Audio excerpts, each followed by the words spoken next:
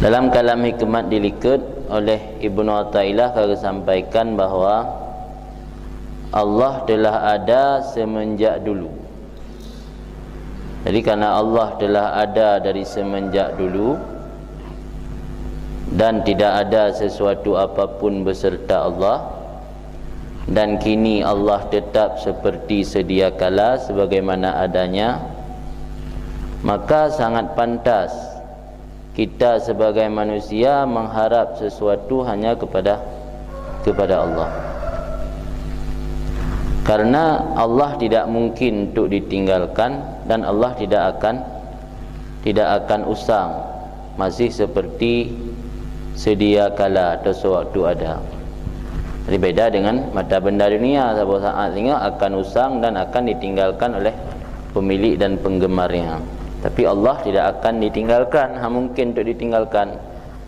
Karena kita selalu butuh ke Allah, dan Allah juga tidak akan berubah-ubah. Tetap Allah seperti sedia kala. Jadi karena Allah bersifat seperti itu, maka kita sangat pantas dan layak. Bukan lagi pantas dan layak saja. Seharusnya memang kita menggantungkan harapan hanya kepada Allah. Bila Allah telah tetap, telah kita akui bahawa yang wujud hanya Allah secara wujud hakiki tanpa wujud lain, kalau begitu la tata'adda niyatu himmatik ila ghairih, tidak atau jangan melampaui oleh niat himmah kamu kepada lainnya Allah. Al-karima la tatakhattahul amal, maka akan satu zat yang mempunyai sifat pemurah itu jangan dilampaui akannya oleh harapan atau cita-cita. Inti dalam kalam hikmat di sini hanya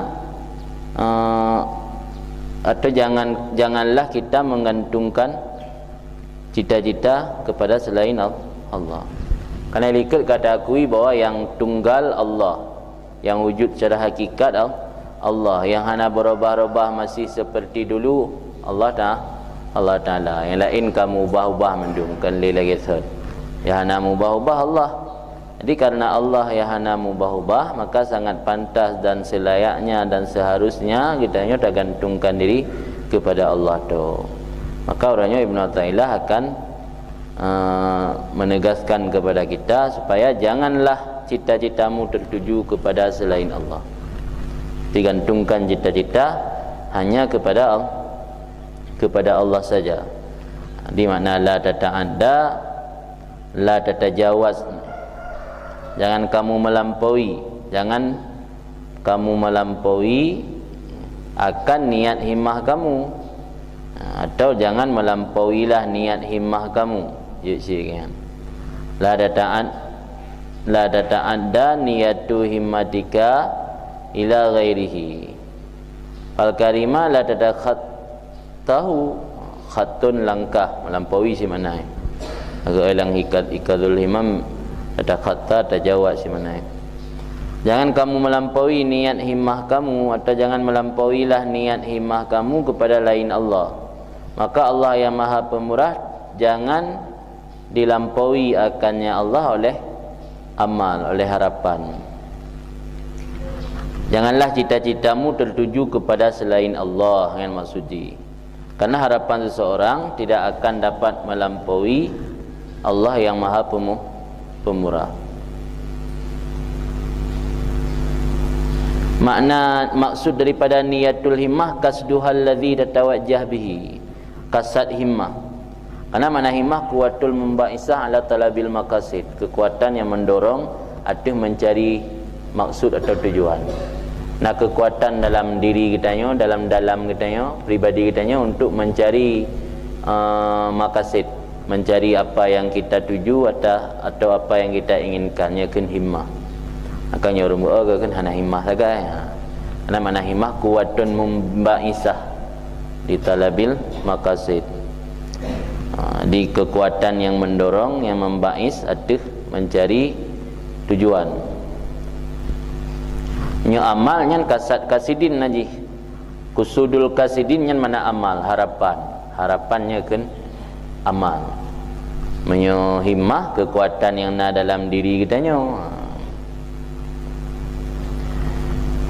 Kan? Jadi inti ji, jangan menggantungkan cita-cita atau harapanmu kepada selain Allah. Karena seorang hamba tidak sepantasnya menunjukkan cita-cita dan pengharapannya kepada selain Allah. Karena selain dia, selain Allah, tidak ada yang mampu untuk memenuhi harapan dan cita-cita. Dengan maksud ini. Jadi selain Allah tidak ada yang mampu memenuhi harapan dan cita-cita kita nyo. Maka karena hana selain Allah yang mampu memenuhi harapan dan cita-cita kita nyo, maka sewajarnya, sepatutnya dan seharusnya kita hanya menggantungkan cita-cita kepada Allah saja.